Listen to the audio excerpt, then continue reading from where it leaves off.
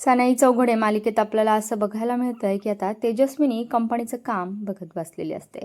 तेवढ्यात कंपनीतील assistant accountant घरी आलेला असतो आणि त्याने काही कागदपत्र आणि फाईल्ससुद्धा सोबत आणलेले असतात.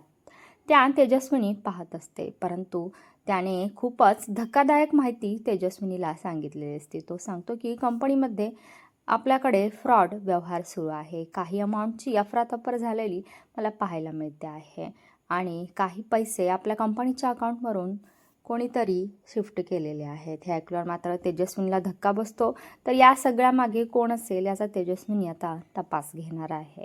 तेजस्विनीने जयला व्हिडिओ कॉल लावलेला असतो आणि ती कंपनीच्या अकाउंटबद्दल बोलत असते. तेवढ्यात शर्वरी जयला धक्का देऊन निघून जाते आणि मग तेजस्विनीला काहीतरी संशय येतो की शर्वरीच असेल ती आणि मग तेजस्विनीच्या डोक्यामध्ये विचारचक्र सुरू झालेले असतात.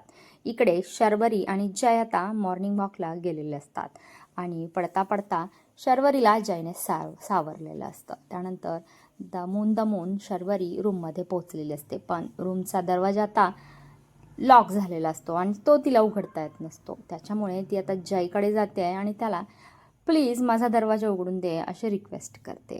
जय मात्र आंघोळीला गेलेला असतो आणि तो तशाच अवस्थेमध्ये आता तिचा दरवाजा उघडून द्यायला लागतो. तेवढ्यात त्याचाच दरवाजा लॉक होऊन बसतो आणि मग शर्वरी पुन्हा जयला विचारते की तुला साधा चावीने तुझा दरवाजा उघडता येत नाही का?